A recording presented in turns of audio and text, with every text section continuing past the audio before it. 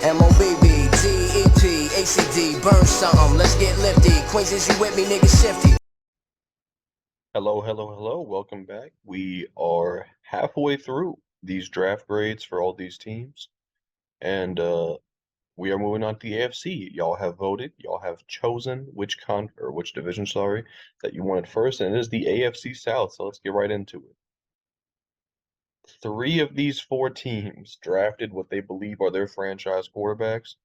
So let's get into what I think about their selections. Starting off with the Colts. They obviously took AR at number 4. And the way this works, let me clarify. If I can't think of a better selection, you get an A+. This is based off my opinion, obviously, but also a lot of what the fans were thinking. So if the fans loved the pick, if they hated the pick, then that is going to affect the overall grade. But I gave this pick an A because he's not Will Levis. That's one. They didn't draft Will Levis at 4. That's one positive. But if you've watched this channel, you would actually know that I've said that the Colts are the worst landing spot for Anthony Richardson because he's probably going to have to play day 1. And I just don't, well, at the time, I didn't love the weapons he had around him. But as we're going to get into a little bit later, they kind of addressed that. So I have grown to like the selection, okay? I think they are going to put their trust in AR. They're going to be patient. And I do think, me personally, that he's going to be a franchise quarterback for the Colts. So I like the pick. I gave it an A.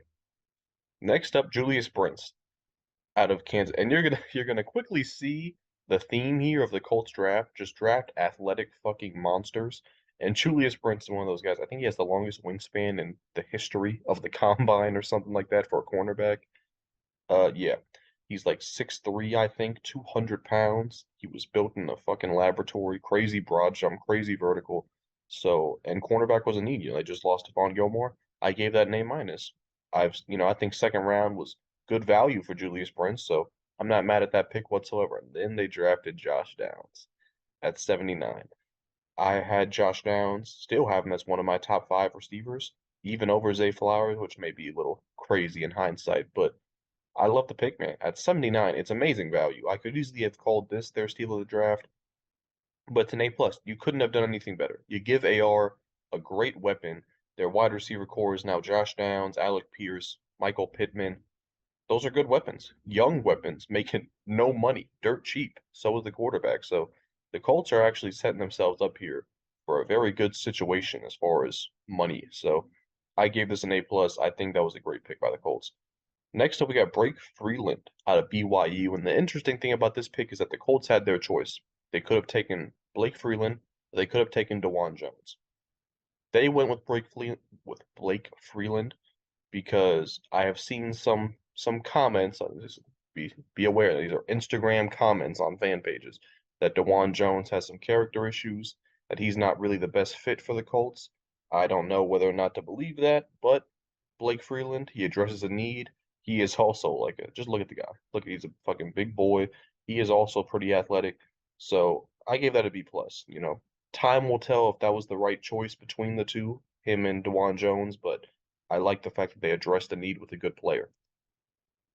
This is their steal of the draft.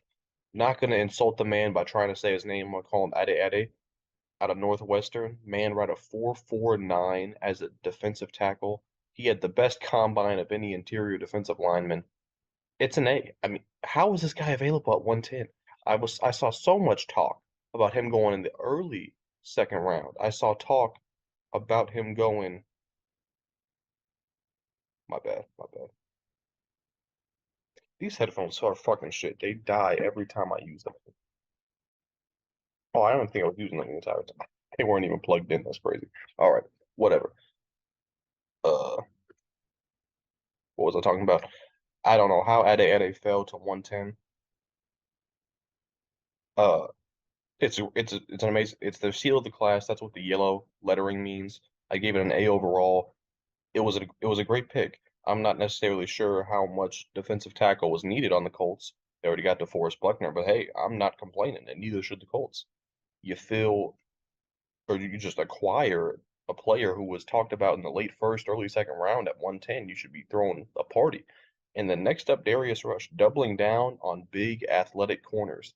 6'2", I believe, ran like a 4.35 40. The second South Carolina DB drafted in this class, I believe, following Cam Smith.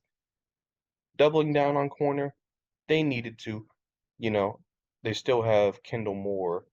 Is it Kendall Moore? Kenny Moore, maybe, I think is his actual name. So Darius Rush and Julius Brents on the outside as the big athletic guys. I like the potential of that. So I'm gonna give that a B. I think it's good value for Darius Rush at 138, and time will tell if he can work his way onto the field and play well when he gets the opportunity. And then, so these first 6 picks, right, keep in mind, going up to Darius Rush, great draft so far. These next 6 picks, let's get into it. Daniel Scott out of California. I believe he was taken over what's it, Antonio Johnson out of A&M, I believe is his name, the other safety. Yeah, it's just I think Daniel Scott's going to be a great special teams guy. That's also the opinion of the fans, I believe. But yeah, I just at 158, I'm not sure if that's the range to be taking special teams players. It's just yeah, I'm not sure about that. Next up, Will Mallory. The Colts have like 10 tight ends apparently. That's what I've learned from their fans, and they did not need another one. So not to say that Will Mallory is not, again, sticking with the theme of athletic freaks. He fits that mold for sure, but as far as a guy who's, gonna be an impactful player, I don't really see that on the Colts at least. So I gave that a D plus. I think that was their worst pick of the draft. I'm just not sure how, he's gonna find a way to make big plays on the Colts. Next up, Evan Hull out of Northwestern. I mean, do the Colts need a running back? I'm not sure. Do they need Evan Hull out of Northwestern at 176? Yeah, I can't really fall in love with that pick. He was not the best running back available. They didn't need running back. There were other players that they did need, so I gave it a C, and that actually may be, a little generous of a grade for Evan Hull.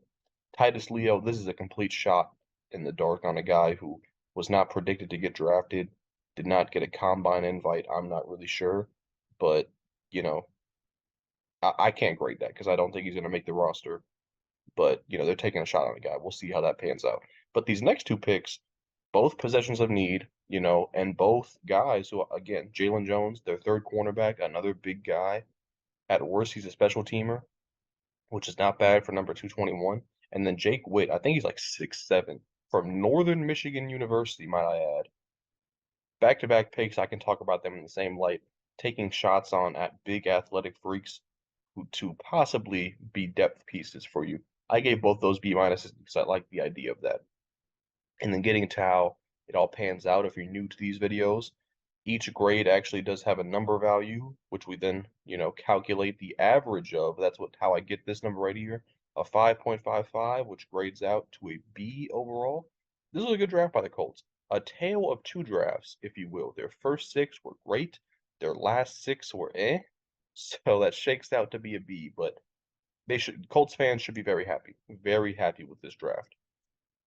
Next up, we got the Jaguars, and this this was an interesting one. First up, we have Anton Harrison. I will fight and debate with anybody about this pick. I think 27 was very good value for Anton Harrison, but there's so many directions the Jaguars could have gone here. You could have taken Brian Branch, Joey Porter, O'Cyrus Torrence. How you could have took Myles Murphy, Nolan Smith, and I would have given all those picks very high grades. But Anton Harrison, you just lost Jawan Taylor and Cam Robinson, if I'm not mistaken. So you needed tackle, and you took the best one on the board. Debate a wall. I gave it an A. I think it was their best pick. He has a good chance of being their franchise left tackle. So to get that at 27, it's just you gotta clap it up. I think it was the best decision they could have made there. Well, maybe not the best because that would have been an A plus, but a very good choice at 27. Then they took Britton. They took Britton Strange out of Penn State. Yeah, the fans were very not in love with this pick, if I could say. Apparently, Britton Strange is a blocking tight end, and to take a blocking tight end with the 61st pick in the draft. Yeah, this gives off heavy Luke Shoemaker vibes with the Cowboys, if y'all remember that pick. So I just, man, uh, tight end was not a need for the Jaguars. 61 was a massive reach on Britton Strange. There were many, many other players that were available that could have actually helped the Jack. I gave this a D. It was a very bad pick. Okay, one of the worst picks I've seen so far. It just doesn't make sense. I can't defend this pick. And both of these next two picks are one and the same because Tank Bigsby and Ventrell Miller, both good players. 88 and 121, good value for both players. But the Jaguars, they don't need either of them. Now, at least Tank Bigsby, you could say he could earn that the running back two spot. Um, he could be their goal line guy. ETN is more the shifty receiving back. But I just, they needed a lot of they needed secondary horribly, desperately. The Jaguars needed secondary. To take Tank Bigsby, kind of a luxury position. I mean, you could have drafted a running back at 188 who would have played a very similar role to Tank Bigsby, but drafting a corner here would have been so much more impactful. So yeah, I don't love it. Not to say Tank Bigsby again is not a good player, but they just had so many other needs, and this was not one of those. Ventrell Miller, again, linebacker. The Jaguars have Foye Oluokun, Devin Lloyd, Chad Muma. How is Ventrell Miller going to see the field? At 121, that's good value. He's a good player, staying close to home, from Florida to Jacksonville, or from Gainesville to Jacksonville. But man, the linebacker, it might be their deepest position. I don't get it. I don't get it. They needed DB desperately, and Ventrell Miller is not a DB. So I gave both of these C's, not because the players aren't good, but it's just not smart drafting. It's not smart drafting. Let me put it that way. Tyler Lacey out of Oklahoma State, a lot of experience in college. He has versatility from what I've saw to play inside and outside. Well, you know, the D tackle on edge. But again, I'm not going to try and fault every single pick for not being a DB. But Tyler Lacey, I give it a C plus. Will he be a immediate? But let me put it like this: they were a bad run stopping team last season. Let me phrase it in this type of light. I think Tyler Lacey will help with that, and I'm not trying to fault every pick that isn't a DB, but still, you know, Tyler Lacey at 130, I gave it a C plus. It's not gonna move the needle much, but it's not a bad pick whatsoever. Yasir Abdullah, this is actually I like this pick a lot. I think he had like 19 and a half sacks in 2022, if I'm not mistaken. Let me actually verify this real quick. Let me take a quick break because I saw somebody post that or comment that. And I almost kind of brushed it off like, ain't no way this guy had 19 and a half sacks. 1 second.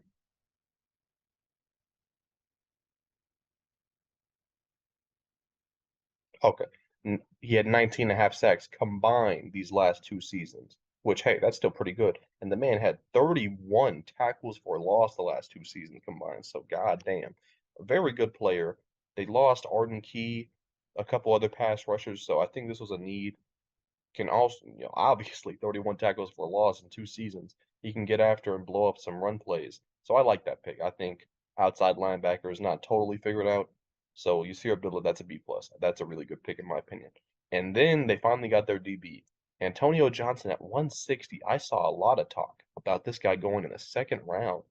And this is a lot of these safeties coming out now, they have nickel versatility. And I think that's what role Antonio Johnson is going to play in Jacksonville is being a nickel corner, which they need desperately. So I gave this an A in their steal of the draft. To get a guy of that, prestige and that high grade at 160, but have it also fill a need, it's a great pick. You can't fault it in any way. So I gave it an A, you know, point blank. Next up, Parker Washington. I think wide receiver is a very, very big strength for the Jaguars, but Parker Washington is kind of a gadget guy, kind of like a running back playing receiver. A little undersized, but very physical, can do a lot of things. And I think Doug Peterson is a creative offensive mind. I think they'll find ways to use Parker Washington in, some creative ways. So I gave that a B plus. Apparently it's a big steal. I didn't hear a lot about. Well, I've heard of him, but I think 185 is very good value for a guy who could eventually find, a very interesting niche role on the Jaguars. So I gave that a B plus. I really like that pick. And then these last five, let's just talk about Eric Hallett and Christian Braswell. I gave it B and B minus because, obviously I've already mentioned how desperate of a need DB is. Braswell is a little undersized. He has the better potential of being their boundary corner. And Eric Hallett is another, kind of safety corner split, nickel corner split, who, has that versatility. They're just taking a shot on him. Maybe some, Braswell and Hallett both probably just depth pieces. But Braswell, I think, actually does have a chance of earning some consistent playing time on the outside. Cooper Hodges, though, uh, Jacksonville native, if I'm not mistaken, big guy, like 330 pounds, if I'm not mistaken. Uh, it's a B minus. I think offensive line or interior offensive line was a big need. I was not, opposed to them taking O'Cyrus Torrence at 27, so I think it's some good depth. I gave that a B minus. And these last two, that is a fullback you see down there, but he actually does have some defensive line versatility. He just plays everywhere. But I didn't grade any of those last two because I'm not sure if they're going to make the roster. So overall, this is how it shapes up. A lot of draft picks, and overall, I didn't love it. I think their second, third, and fourth picks were all very questionable to say the least. But I think they definitely redeemed themselves in the later rounds, especially with the Antonio Johnson pick, Parker Washington, Yasir Abdullah picks like that. So overall, it shaked up to a 5.14, which I rounded down to a B minus because, I didn't love the draft whatsoever. One of the weaker drafts we've seen, and this draft has definitely been overlooked a lot. I've not seen a lot of people talking about it, but they've drafted a lot of guys who may not play an impact next season, but over time we will see this draft play a large impact for the Jaguars, I believe. A lot of guys who may not be stars, but 3 or 4 years from now we'll be talking about, oh, that 2023 draft class was actually pretty productive. So that's my take on the Jaguars draft. Next up, we got the Texans. Uh, I'll be honest. After the Stroud and Will Anderson selections, I was kind of like just tuning out the technicalities because I was like, oh, they're good. They made that move for Will Anderson. They got those two guys at 2 and 3. They're good. They already won the draft. They had an amazing. But actually breaking it down and looking at it, let's get into it. First up, CJ Stroud. Not much to say. They needed a quarterback. Panthers took Bryce. You take CJ. Don't think twice about it. It's an A plus. If I can't think of anything better that I would have done, it's an A plus. Trading up for Will Anderson, one of the best draft day moves I've ever seen. You get your guy at quarterback, and you get the best defensive player in my mind since Myles Garrett. A plus. Their best pick.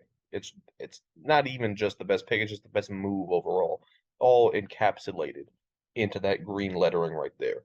Next up we got Juice Scruggs at 62. Center was a need. Center was a need at 62. Is this the right time to address center? Were there some good centers available in the later rounds? Yeah, sure. But I saw somewhere that Juice Scruggs played in a similar style offense at Pitt State, so he might, adjust a little easier to the NFL level. So I gave that a B plus. You know, most likely going to be a starter at a position they needed. Could actually be a plus starter very early on. So this pick actually has the potential of growing even higher than a B plus. So I like that pick a lot. And then Tank Dell, keep in mind, okay, before you hate on me in the comments, I had to give something the worst. Okay, I can't just default and not give them a worse pick just because all their picks were good. This is a B plus. It's a very good pick, but I had to give something a B plus. Okay, or I had to give something a worse pick. Tank Dell, here's my take on it. I would have drafted Jalen Hyatt or Josh Downs. That's my opinion. I think Tank Dell, he's 5'8", he's 165 pounds soaking wet. He's a gadget guy. I'm not sure how they're going to use him. I like the whole idea of keeping him in Houston and all that. That's cool. But to draft him over two guys who I actually think can, oh shit, 1 second. Drafting him over two guys who I think could actually be very productive, traditional wide receivers. I don't love that. Could I be proven completely wrong? Absolutely. Could Tank Dell burst on the scene and make explosive plays all over the field? Absolutely. But if it was me, I'm taking two other guys over him, and that's why it's a B plus and not an A plus. Dylan Horton out of TCU led the Big 12 in sacks last year, if I'm not mistaken. And let's be totally honest here. The Texans could have taken any position. They need everything. But to get a guy in Dylan Horton who was that productive in college at 109, A minus. Good value, position of need, pass rush two with D'Amico Ryans as the head coach. I love it. A minus. Henry To'oTo'o. The Alabama linebacking core is crazy. Henry To'oTo'o, Christian Harris, and Will Anderson, man, they're building that Crimson line or that Crimson Tide linebacking core, and I love it. Good value at 167. Very versatile, very physical, a leader on the defense. I'm not sure how big of a role he'll play right away, but a great depth piece at that, if he is just depth. I gave it an A minus. I love that pick. Jaret Patterson, Notre Dame. Inside versatility all around, could play left guard, center, or right guard. I give it an A. And their steal of the draft. Didn't give up a sack in college. He went to Notre Dame. We know he's an amazing offensive lineman already. So I love the pick. This is two guys now between Jaret Patterson and Juice Scruggs who could possibly start. And to get two guys, similar to the Seahawks, if you will, with their selections at 201, it's just such good value. A potential starter at 201 and a good starter at that, it has to be an A. It has to be at least their steal of the draft. And then to get Xavier Hutchinson at 205. Man, look at this. Just look at this board.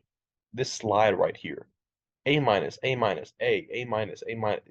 We may not see another slide like this for any team. Okay, so just keep that in mind.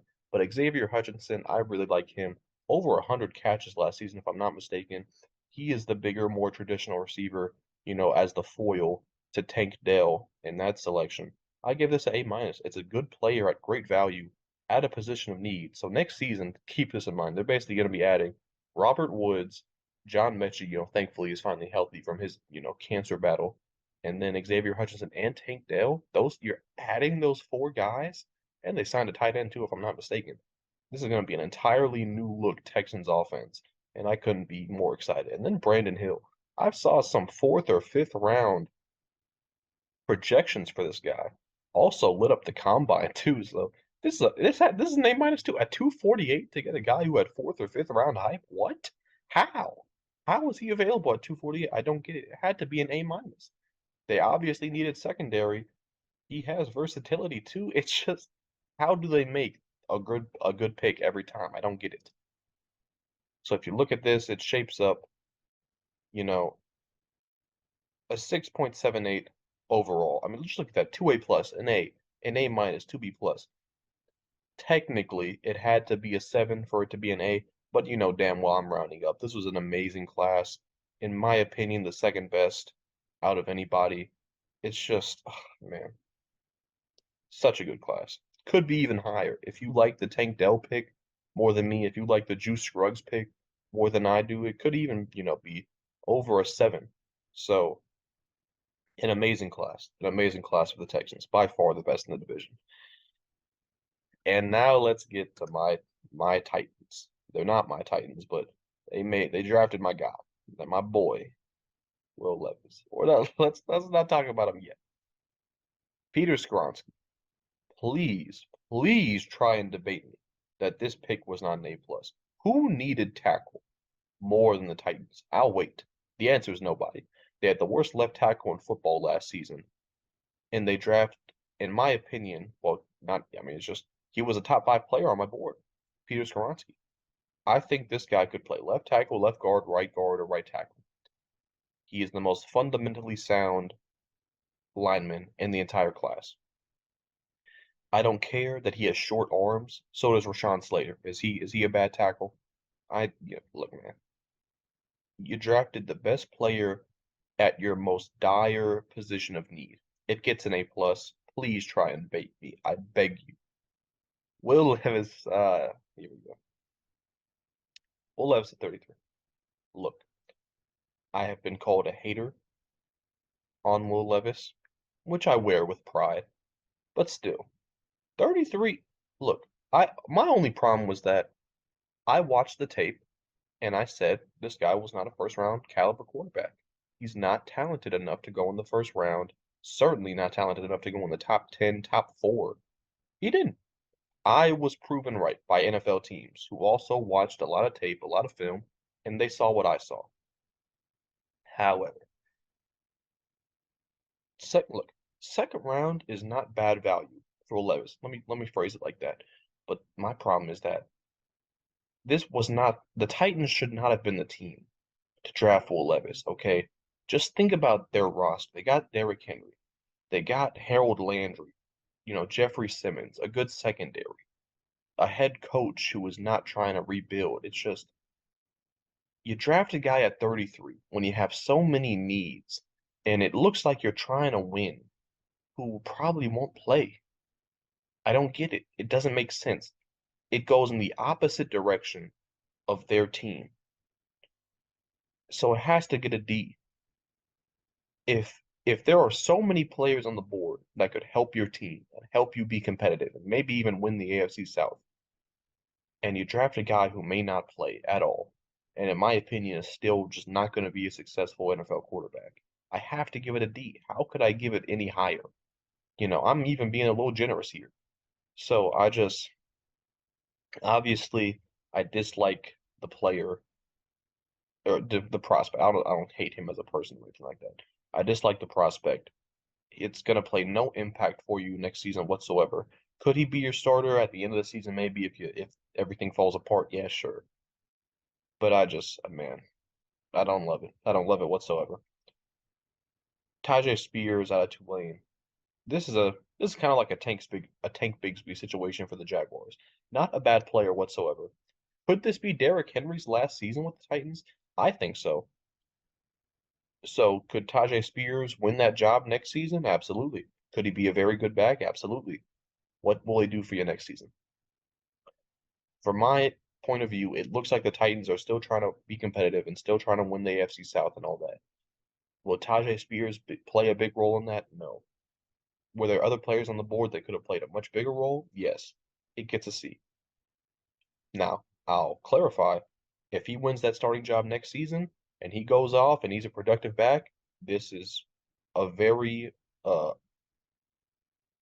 a very underrated grade that I give right now. It could be a lot higher in the future. But in this point in time, it's a C. I really like these last 3 picks though. Starting off with Josh Whyle out of Cincinnati. They need a receiver, obviously, but still a pass catcher. 6'7", if I'm not mistaken. Just a good tight end. Good value at 147. He could also, help out in that pass game. I know they have not trying to mess up his name, the dude out of Maryland, the shorter tight end out of Maryland from last season. You know what I'm talking about if you're a Titans fan. They still have him, but Josh Whyle can play a bit of a different role. Also can, with his size, can also help on the line. So I like that. I gave that a B plus. Jalen Duncan, again, we know how much they need tackle. Double down, I have no problem with that at 186. Good value as well for Jalen Duncan. Did not think he would fall this far. So good value at a position of need. B plus, simple. And then Colton Dowell, a lot of Titans fans are almost, offended that, that this was the receiver that they chose to go. This was the way to appease the fans. But hey, I believe the guy ran like a 4.4 40. I believe he's like 6'3", and I think he had over 1,000 yards and also put up over 100 yards against Tennessee in the game they played against each other. So keep your eyes on Colton Dowell. I gave it a B. I gave it a B. At 228, just who knows? Who knows? I'll keep my eye on Colton Dowell. Let me put it like that.